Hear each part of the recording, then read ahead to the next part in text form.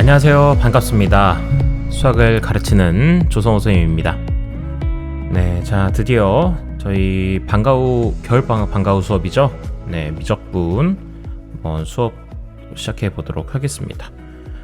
우선은 이제 시작하기 앞서서 저희 간단하게 이제 OT를 조금 하고 시작하려고 하는데요. 자, 이 OT에서는 어떤 걸 얘기해 주려고 하는 거냐? 네, 제목에서 보시면 아시는 것처럼 네, 육수생이 알려주는 연초부터 연말까지 앞으로 이제 예비 고3으로서 어떻게 생활해야 되는지에 대해서 간략하게 조금 얘기를 하고 가면 좋을 것 같아서 한번 먼저 얘기를 해보도록 할게요. 자, 우선은 여러분들 다들 새해 복 많이 받으십시오. 앞으로 올 한 해 동안 또 열심히 노력해가지고 각자 원하는 좋은 성과를 이루시기를 바랍니다. 자, 우선 보시면은 1번 자신의 목표에 따른 시기별 전략 확정을 하셔야 됩니다. 저희가 이제 1월 2일부터 공부를 시작하게 될 텐데 그때부터 수능까지를 놓고 보자면 10.5개월 정도밖에 남지 않았습니다. 그래서 이제는 내가 내신으로 갈 것인지 아니면 수능으로 대학을 갈 것인지를 이제는 그 방향성을 확실하게 정하셔야 돼요. 그러면 내신으로 이제 내가 대학을 가겠다라고 하는 경우에는 어쨌든 내신 점수를 챙겨야만 하는 위치에 있기 때문에 그래도 1학기 내신은 잡으셔야 될 겁니다. 중간고사와 기말고사. 그러면 중간고사 한 달, 기말고사 한 달 그렇게 쓰시다 보면은 총 2개월의 시간을 소요하게 돼요. 그 다음에 또 각종 내가 어쨌든 생기부 때문에 활동을 하게 되겠죠. 학교 활동을 하게 될 테니까 거기에 1개월 그리고 수능을 준비하는 7.5개월의 시간이 있습니다. 그러다 보니까 실제로 내가 수능 성적을 올릴 수 있는 시간은 10개월도 아니고 7.5개월 정도밖에 없습니다. 그 안에 국영수사 혹은 과학 그것들을 다 잡아내셔야 되기 때문에 생각보다 시간이 조금 촉박한 감이 있습니다. 그래서 내가 만약에 내신을 준비하는 입장이라고 한다면 이걸 잘 감안하셔가지고 준비하시면 좋겠고요.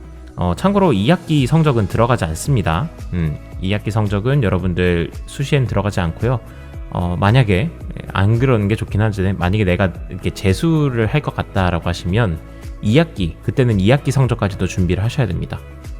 그래서 올해 현역에 그냥 다 갑시다. 그러면 이제 두 번째로 수능 중심으로 내가 대학을 가고자 한다.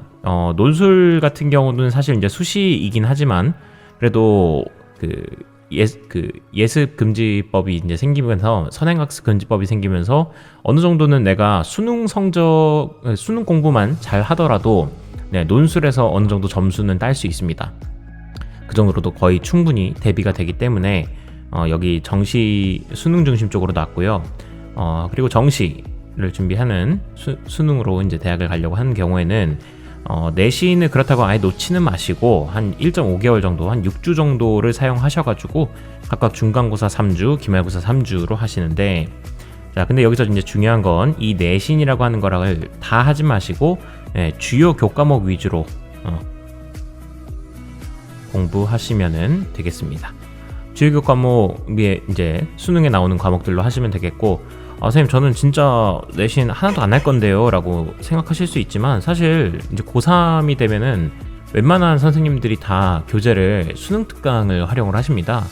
그렇기 때문에 어차피 내신 공부하는 게 곧 수능 특강 문제 푸는 거니까 대비를 따로 할 필요가 없죠.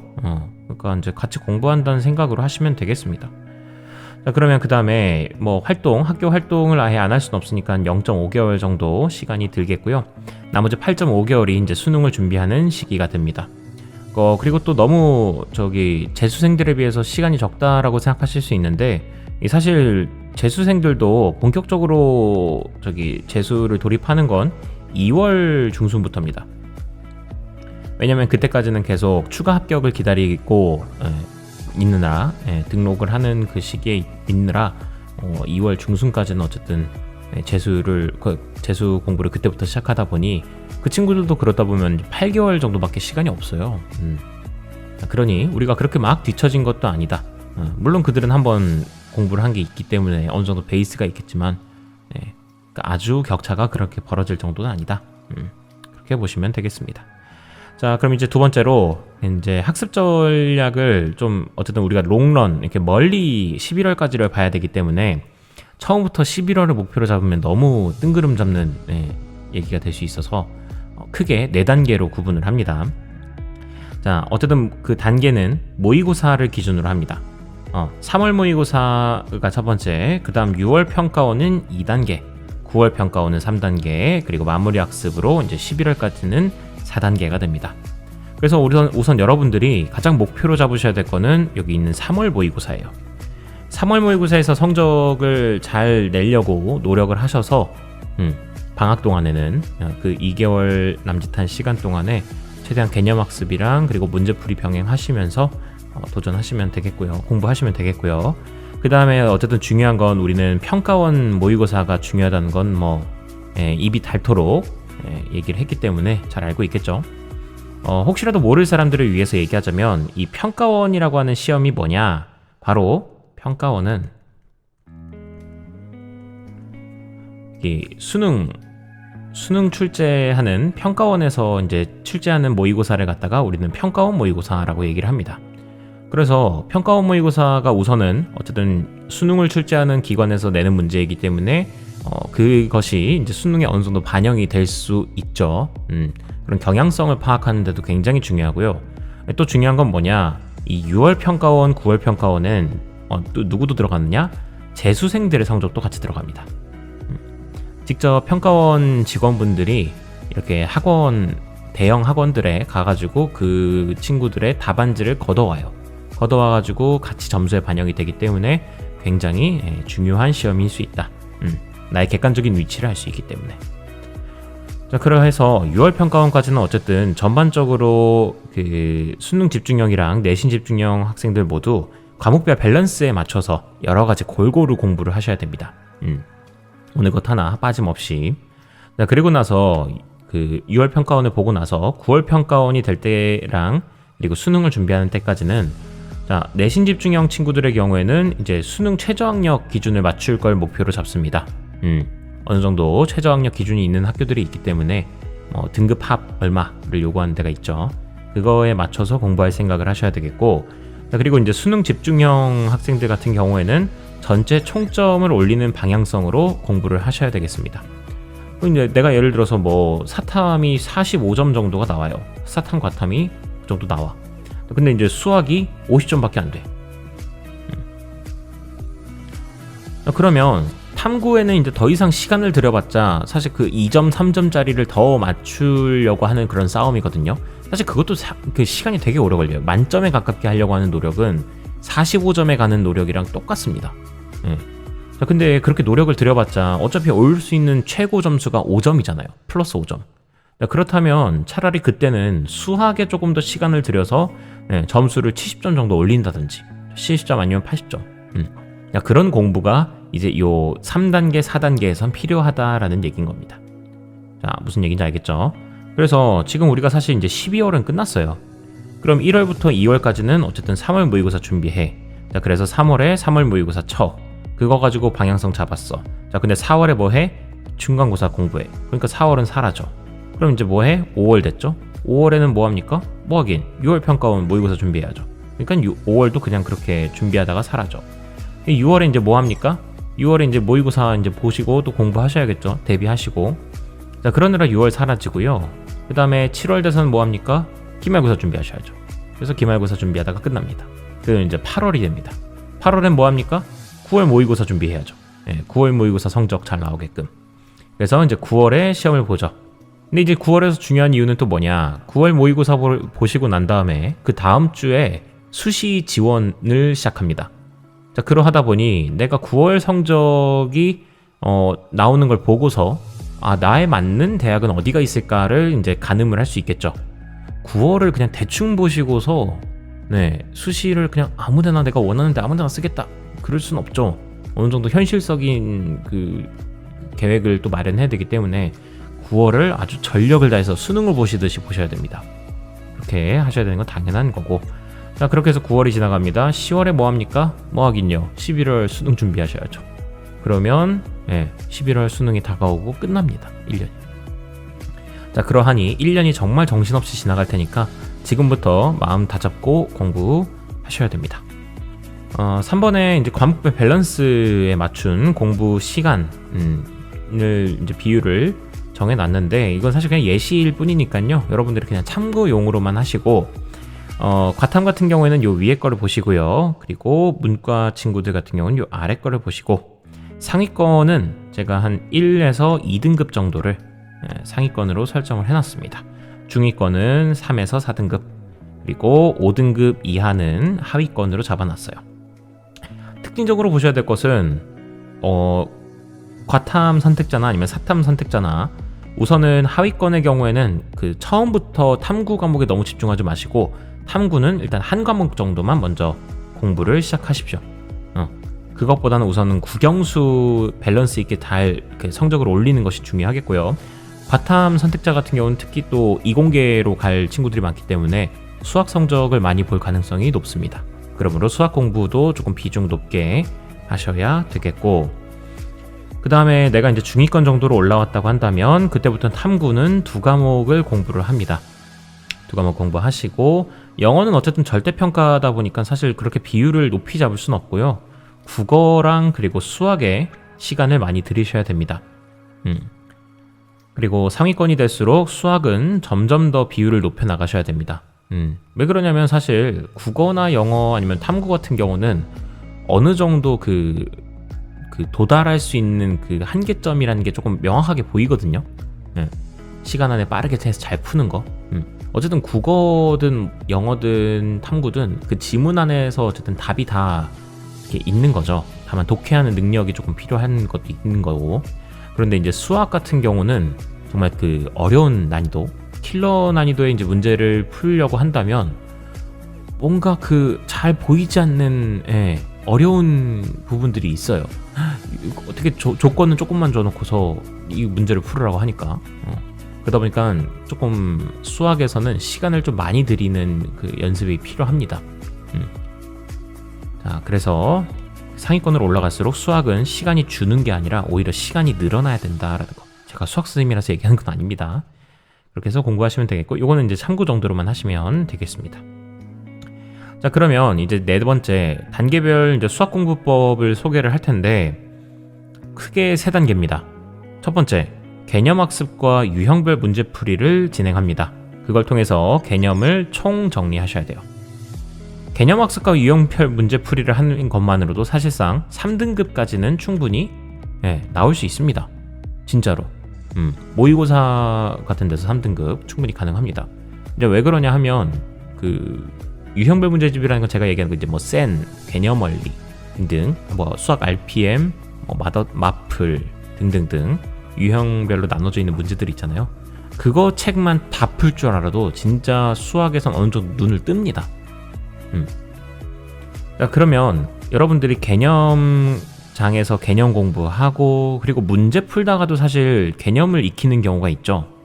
예를 들면 우리 기억할려나 모르겠는데 옛날에 로그 이제 단원 공부하다가 로그 5를 로그 2로 표현해보아라 라는 문제가 나올 때가 있어요. 자, 그럴 때 개념이 부족한 친구들 같은 경우는 이제 로그 5를 갖다가 뭔가 로그 5는 로그 2 더하기 3이니까 얘가 뭔가 로그 2 더하기 로그 3으로 바뀌나? 이런 식으로 쪼개지나? 이러면서 이제 헷갈려하고 나 이런 거 배운 적 없는데 막 이렇게 혼동이 오는 경우가 있습니다. 이게 실제로는 로그 5를 이렇게 푸는 게 아니라 로그 5를 갖다가 로그 2분의 10으로 바꿔서 얘는 로그 10 마이너스 로그 2, 즉 1 마이너스 로그 2로 이렇게 변형을 하는 거죠. 근데 이거는 책에서는 배우지 못한단 말이죠. 문제를 풀면서 배우게 되는 개념들이에요. 이런 개념들을 다 정리하셔야 됩니다. 거기 문제에서 배운 그 개념까지도 개념인 거예요. 그러하니 그걸 총망라해서 개념 총정리라고 부르는 겁니다. 되시겠습니까? 네, 책에 나와 있는 내용만 하시면 안 됩니다. 문제도 푸셔서 얻은 개념들도 다 개념인 겁니다. 자, 그럼 그것까지 정리하시고 나면은 나는 내신에서도 이 정도만 해도 사실은 2등급, 1등급도 나올 수 있어요. 이제 모의고사에서는 한 3등급 정도까지. 그 후에는 뭐 해야 됩니까? 당연히 수능이랑 그리고 6월, 9월 평가원 기출문제들 풀어야죠. 모의고사 문제들. 이제 이거가 사실 1, 2단계가 그 1, 2월에 다 여기까지는 맞춰져야 됩니다. 모든 다른 대형 학원들 제가 이제 재수를 해보고 삼수를 해보고 해서 알잖아요. 예, 목표가 보통 3월 모의고사 전까지 이거 한 바퀴 돌리는 거예요. 모의고사까지. 자, 그래서 이것까지 분석이 끝나고 나면 3단계가 사실상 이제 여러분들이 보통 잘 안 하는 부분이에요. 안 하는 부분인데 제일 하셔야 되는 거. 자, 뭐냐? 개념을 설명할 수 있을 정도까지 돼야 돼요. 자, 부제로는 개념 체계가 확립이 되어야 됩니다. 그 다음에는 수능 킬러 문항들을 이제 풀어야 됩니다. 추론하고 내가 스스로 어떻게 풀어야 될지를 이제 계획 잡고 그 어려운 난이도의 문제들을 풀어내야 되는 거. 그다음 마지막으로 유형별 문제들 풀이를 또 진행을 해야 된다. 자, 우선은 유형별 문제 풀이에 관해서 선생님 이건 1단계에서 했던 거잖아요 라고 할 수 있는데, 자, 좋은 질문입니다.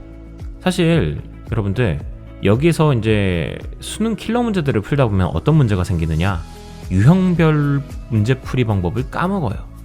네, 너무 그 킬러 문제에 심취하다 보면. 그러다 보니까 적절히 가끔씩 이제 복습을 또 좀 해줘야 돼요. 복습의 개념으로서 공부를 해야만 한다. 그러다 보니까 여러분들이 사실상 그 항아리가 있다고 쳤을 때, 그 전까지는 사실 여러분들이 중간고사나 기말고사 지금까지 초중고를 거쳐오면서 그냥 뭐 시험 기간 됐다 하면은 그때부터 막 개념 다 들이붓고, 그래서 어쨌든 계속 공부하고서 이제 시험 보고 다 잊어버리고, 그렇게 이제 해왔었는데, 수능은 이걸로 개념을 넣는다고 끝나는 게 아니라요, 개념들이 여기서 빠져나가잖아요. 맞습니까? 그 빠져나가는 것까지 주워 담아서 다시 집어넣어야 돼요. 그러다 보니까 여기서 새로운 개념도 집어넣고 빠져나가는 개념도 다시 넣어야 되고, 요 과정들이 10개월 동안 이어져야 되기 때문에, 그래서 수능이 어려운 겁니다. 여러분들이 지금까지 그렇게 공부를 안 했을 가능성이 높거든요. 솔직한 말로 지금 여러분들 수원 수투 내용 까먹지 않았습니까? 자신 없지 않나요? 수투도 그렇고, 미적분 하면 다시 이제 수원 수투 또 까먹게 되는 거예요. 그러다 보니 여러분들이 그런 거 다 주워 담는 공부를 다 하셔야 된다라는 거. 그래서 어렵다. 그 다음에 개념 설명하기, 자, 개념 체계 확립이라고 되어 있는데요. 이건 무슨 얘기냐면, 여러분들이 요 단계가 정말 중요한 이유가 뭐냐면, 킬러 문제를 풀기 위해선 여러분들이 개념이 체계가 딱 잡혀 있어야 돼요. 무슨 얘기냐? 내가 교과서에서 배운 내용이 여기까지다라는 여러분들의 그 바운더리가 딱 정해지셔야 돼요. 바운더리가. 내가 배운 수학 개념은 딱 여기서부터 여기까지만 있어. 잡으셔야 됩니다. 그래야지 뭐가 생기느냐면, 이런 경계가 확실해야지 자신감이 생겨요. 나 저 킬러 문제 풀 수 있어. 왜냐면 내가 안 배운 게 없다. 그리고 배운 건 지금 머릿속에 다 들어있다 이거예요.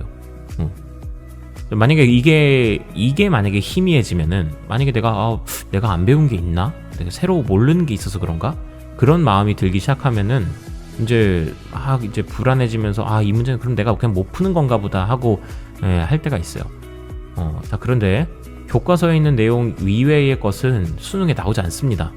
그리고 여러분들 그 인터넷에서 스킬 알려준다 뭐 한다 하는데, 그 스킬들 좋은 것도 있겠지만 사실상 쓸모없는 것들도 되게 많거든요.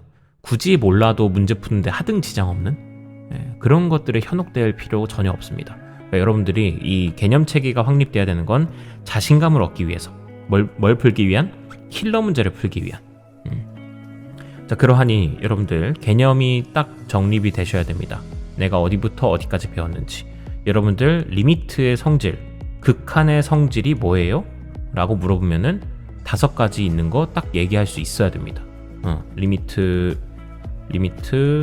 저기 an 더하기 bn은 이거는 리미트 an 더하기 리미트 bn으로 쪼개질 수 있다. 각각이 수렴한다고 했을 때 이런 식으로 짜라락 다 나와야 되는 거야. 그렇게 하고서 이것이 이제 준비가 됐다라고 한다면 여러분들 이제 수능 킬러 문제를 푸셔야 됩니다. 이제 킬러 문제를 푸실 때 사실 여기는 여러분들 중요한 이유가 시간이 오래 걸립니다. 그리고 하루에 하나에서 5문제 정도밖에 못 풀어요. 5문제 풀어도 많이 푼 거야. 머리 터집니다. 그런데 여러분들 하루에 그럼 이제 불안해져요. 하루에 막 30문제씩 수학 문제 풀다가 3등급 이후에 2등급, 1등급으로 가려면 사실상 여기 킬러 문제를 푸는 시간에 많이 쏟아야 되는데 불안한 거야. 하루에 한 문제, 두 문제밖에 못 푸니까. 그런데 그 두려움을 깨셔야 돼요. 그거 두렵다고 다시 유형별 문제풀이만 주구장창하고 있으면 여러분들 등급이 그때부터 오르지가 않습니다. 그래서 아까 전에 얘기했잖아요. 상위권으로 갈수록 시간 많이 들이라고 했던 게 뭐냐면 그런 킬러 문제 푸느라 시간 오래 걸리는데 그 시간 오래 걸리는 걸 아까워하지 말란 얘기입니다. 되셨습니까? 네, 결국 오래 걸리는 거예요, 그건. 그러하니 시간 분배하는 거 아까워하지 마시고 열심히 공부하셔야 됩니다. 당부사항 간단하게 얘기하겠습니다. 하루 수학 공부량을 문제수로는 정하지 않는 것이 좋습니다. 뭐 하루에 내가 쉬운 문제 풀지 어려운 문제 풀지 어떻게 알아? 쉬운 문제 30문제 푼다고 저기 다음날 어려운 문제 30문제 걸리면 어려운 문제 30문제 풀 거야? 못 풀잖아. 그러니까 문제수로 하는 거 그렇게 좋지는 않고 시간으로 정하시는 게 좋은데 내가 정말 선생님 그래도 문제수 어느 정도 하는 게 적정량일까요? 라고 물어보신다면 중하 난이도 정도는 하루에 30문제 이것도 많긴 합니다. 그러니까 이 정도는 그래도 최소한 이 정도는 하셔야 되겠고요. 그 다음에 상문제 같은 경우 정말 어려운 킬러 문제 같은 경우는 하나에서 5문제 정도만 푸셔도 충분합니다. 생각을 많이 하셔야 됩니다. 답지 많이 안 보시고. 그 다음 두 번째, 다양한 문제를 푸는 것도 좋지만 같은 문제를 설명하면서 다시 풀어봐라. 이거 정말 중요합니다. 다 중요한 얘기예요. 설명하면서 풀어보려고 하면요, 여러분들이 어느 A 단계에서 이렇게 풀어서 그 다음 B 단계로 이렇게 푼다. B에선 그 다음에 C 단계로 푼다. 사실 여러분들은 그냥 문제 풀 때는 이렇게 풀거든요.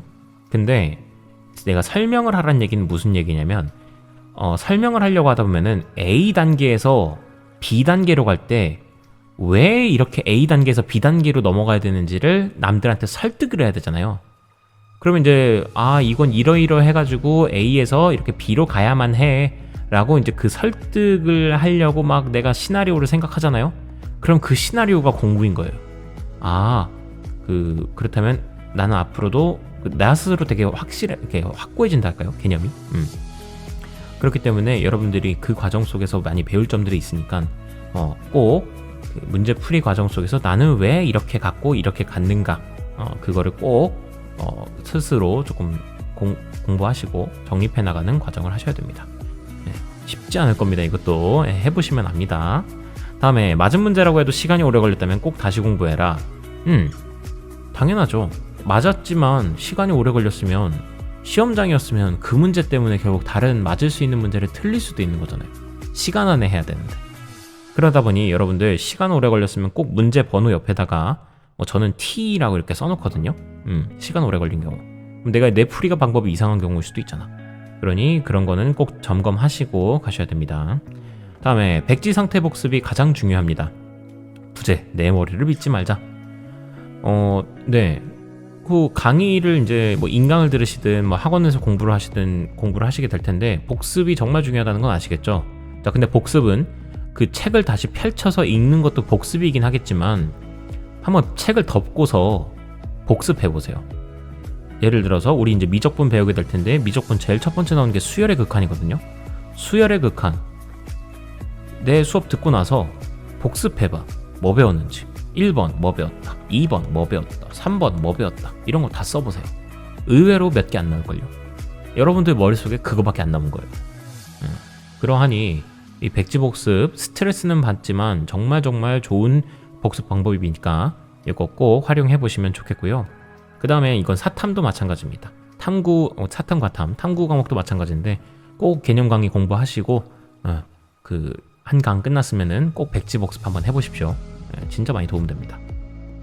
다음에 킬러 문항은 최소 1시간은 고민하자. 이거 3시간이라 쓰려다가 1시간으로 바꿨는데 사실 3시간 그것도 이게 뭐 현실적으로는 하루 한 문제 때문에 3시간 고민하는 건 쉽진 않죠. 그러면 1시간 정도는 고민하시고 안 풀리면은 그렇다고 바로 답지 보지 마시고 다른 문제 풀다가 다시 한번 또 고민해보고 다른 문제 보다가 다시 고민해보고 그 고민한 시간을 아까워하실 필요가 없습니다. 아까워하지 않으셔도 돼요. 그 과정이 공부인 겁니다. 내가 정말 2등급, 1등급까지 올라가고 싶다면 그 과정 정말 필요합니다. 그 다음에 하루 12시간 공부, 이제 고3 되면 많이 듣죠. 10시간 공부해야 된다, 뭐 14시간 순공 14시간 해야 된다, 뭐 이런 얘기 많이 듣는데 솔직한 말로 이제 못해도 괜찮아요. 근데 집중력 있게 밀도 있게 공부를 차라리 하세요. 6시간이어도 좋습니다. 8시간이어도 좋습니다. 그냥 밀도 있게 공부를 하시고 정말 공부 열심히 하잖아요. 밀도 있게. 그러면 머리가 더 이상 오늘은 진짜 머리에 개념이 더 이상 안 들어간다 라는 생각이 들어요. 그러면은 그때 그냥 쉬어버리세요.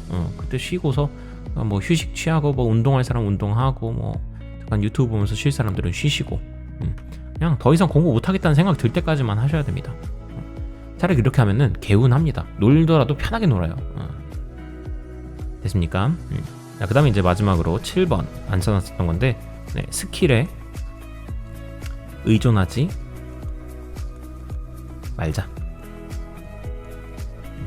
유튜브 같은 데 보다 보면 뭐 어떤 문제 3초 안에 푸는 법, 한 1분, 30초 안에 푸는 법 등등 많이 나오는데, 이게 정말 좋은 예를 들면 3차 함수의 비율 관계, 4차 함수의 비율 관계, 이런 것들은 정말 뭐 이제는 너무 당연한 개념처럼 됐기 때문에 이런 거 개념을 공부하는 건 정말 좋아요. 그런데 뭐 어떻게 푸는 풀이법, 저렇게 푸는 풀이법 등등등 해서 좀 너무 특정한 문제에 대해서 빨리 푸는 문제 풀이 방법을 알려주긴 하는데, 저는 그게 그렇게 크게 도움이 된다고 보진 않습니다. 왜 그러냐면 그걸 그러면 머릿속에 기억해놨다가 수능 시험장에서 그 문제를 만났어. 그 문제는 이 개념을 써서 풀 수 있는 문제인지 아닌지를 또 판단을 해야 되잖아요. 그럼 판단은 또 시간 들어가잖아요. 판단 들어가고, 그리고 또 그런 문제들은 사실 자주 만날 수는 없기 때문에 여러분들이 까먹을 수가 있거든요. 애매하게 기억하고 있을 수도 있거든요. 그러면 그걸 판단할 시간에 그냥 다른 정석적인 방법으로 그냥 풀고 말겠다 라는 게 제 생각입니다. 여러분들이 수학 공부만 하는 것도 아니고 다른 과목도 공부하는데, 머릿속은 가급적이면 최대한 필요한 것들만 넣어놓고 정리하시는데도 충분합니다. 이런 추가적인 개념들은 그냥 저같이 이제 수학을 또 되게 오랫동안 공부했던 사람들이야 뭐 저런 것도 있구나, 신기하다 하고 그냥 받아들이면 되는 거지, 여러분들이 처음부터 현역 때 이런 걸 하기에는 쉽지는 않다고 봅니다. 그러니 그런 뭐 스킬 같은 것들에 현혹되실 필요는 없습니다. 그런 스킬로 빨리 풀리는 킬러 문제 나오잖아요. 그러면은 평가원이 발칵 뒤집히지 않을까요? 평가원장님 사퇴하시고. 그러니까 그거에 너무, 그러니까 쓰지 말라는 게 아닙니다, 여러분들. 쓰지 말라는 게 아니라 의존하지 말라고요. 킬러 문제 같은 거 풀 때도 이게 뭐 미분 리미트 문제 나오고 막 극한 얘기 나오고 하는데 막 로피탈 써볼까? 로피탈 써서는 안 될까? 막 그런 행위를 하고 있어요. 야, 그게 로피탈로 빨리 풀 거였으면은 그러면 그거 또 문제가 되죠. 킬러 문제를 로피탈 모르는 사람은 틀리라는 거냐, 이런 식으로 시비 걸리면 어떡해. 그러하니 여러분들 스킬에 너무 현혹될 필요 없습니다. 네, 자, 여기 조금 설명이 길어졌네요. 자, 그래서 저희 이제 방과 후 수업을 이제 진행을 하게 될 텐데, 어디 보자. 계획서. 총 이제 10회차가 되겠고요. 시간으로는 16시간입니다. 이제 시간이 그렇게 많지는 않아요. 그래서 조금 빨리빨리 개념을 나가도록 할 거고, 어쨌든 제가 이건 기초반이잖아요. 기본 문제 정도만, 기초 문제 정도를 풀면서 개념에 대해서 이런 개념이었구나 정도 이해하는 정도로만 이렇게 마칠 겁니다. 유형별 문제풀이를 해줄 수는 없을 것 같아요. 시간이 부족해서. 16시간 안에 어떻게 그걸 다 해? 못해. 그렇기 때문에 여러분들 기초 문제풀이를 진행할 예정인 거고요. 그 문제는 여기 개념 플러스 유형 있는 유형편 문제, 기본 문제들을 가지고 개념을 공부할 겁니다. 그리고 첫 회차부터 이제 수열의 극한 다 할 거고요. 두 번째 회차 때는 급수 다 할 거고, 세 번째 때는 지수로그 함수 미분하는 거, 네 번째는 삼각함수, 다섯 번째는 여러 함수의 미분법, 여섯 번째 도함수의 활용. 6회차, 7회차에서 이제 도함수의 활용들 위주로 계속 공부할 거고, 8회차 때는 부정적분, 정적분, 9회차 때 정적분의 활용, 10회차 때도 정적분의 활용. 이렇게 좀 낯익은 제목들이 많이 있죠. 네, 그 수2의 이제 업그레이드 버전이 이제 미적분이기 때문에 낯익은 제목들도 많이 보이는데, 어쨌든 여러분들 16시간 안에 개념을 다 다뤄야 되다 보니까 조금 왜 이렇게 빠르지? 왜 이렇게 벅차지? 싶은 생각이 들 수 있는데 정상입니다. 네, 정상이에요. 어려운 개념인 거 맞고 하다 보니까, 그래서 저도 지금 이렇게 영상으로 만들어 놓는 거예요. 여러분들 계속 많이 복습하시라고, 보시면서. 자, 어쨌든 이렇게 진행하게 되더라도 최대한 여러분들이 못 배운 개념은 없게끔, 모르는 개념은 없게끔 만들기 위해서 꼼꼼하게 개념 설명할 테니까는 잘 수업 따라오시면 좋을 것 같아요. 진짜 잘 따라오셔야 됩니다. 네. 그러면 여기서 저희 OT는 마치는 걸로 하고요. 다음 시간부터 미적분 본격적으로 강의 시작해 보도록 하겠습니다. 다음 시간에 뵙겠습니다. 고생하셨습니다.